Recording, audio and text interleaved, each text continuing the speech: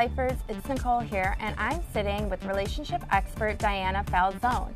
And we're sitting here and we're talking about Kim Kardashian's big wedding. But the big discussion here is how Kim disinvited 50 guests to her wedding. Shocking.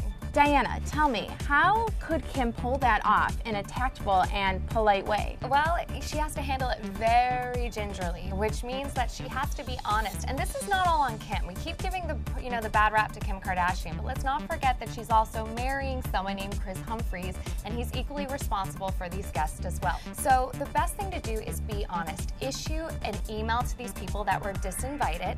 Tell them that you're so sorry. Explain the reasoning, which we believe is space issues at the Montecito mansion.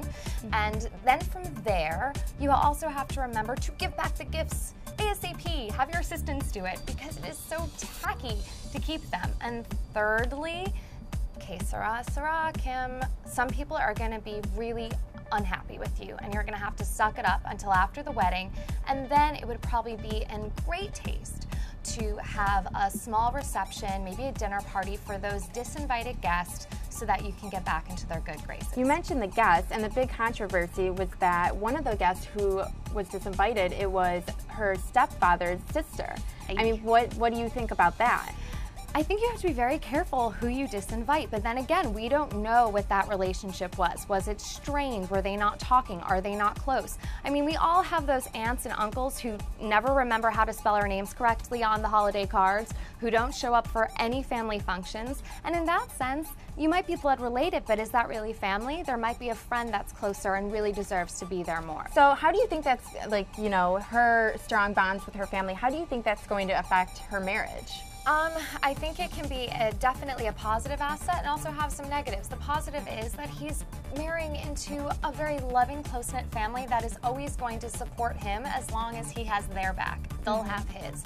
I think that they will embrace him as they seem to be, so that's definitely a positive. I think the negative is there is a chance that he could be feeling a little bit of an overbearing presence from the family members, and maybe that he doesn't always belong, because there is that expression, blood is thicker than water. He's not a Kardashian, he's a Humphries, and he's going to have to earn his right there, and he's the new guy on the block. Rumor has it that they're not even going to go on a honeymoon in a year from now because of her busy work schedule. Right. Do you think that is the smartest thing for them to do, right? I think they need time to be the Humphrey couple privately, getting to really figure out what their roles are, and they can't do that with the glare of the spotlight. So it would be in their best interest to take some time, maybe a week, maybe even a long weekend, go to Catalina Island and get away and turn off the cameras. Rumor has, again, that they're going to have possibly their own TV show. Do you think that's a good idea? For her marriage, there could be a toll. I mean, there is still that reality TV curse that we've seen going back to the onset of newlywed couples like Jessica Simpson and Nick Lachey. You lose who you are because you are still playing to a camera. You are still playing for a demographic, not for the couple. Hollywood Lifers, weigh in. What do you think about Kim and Kris's marriage? And remember, for all of your celebrity news, gossip, style, and beauty, keep coming back to HollywoodLife.com for more.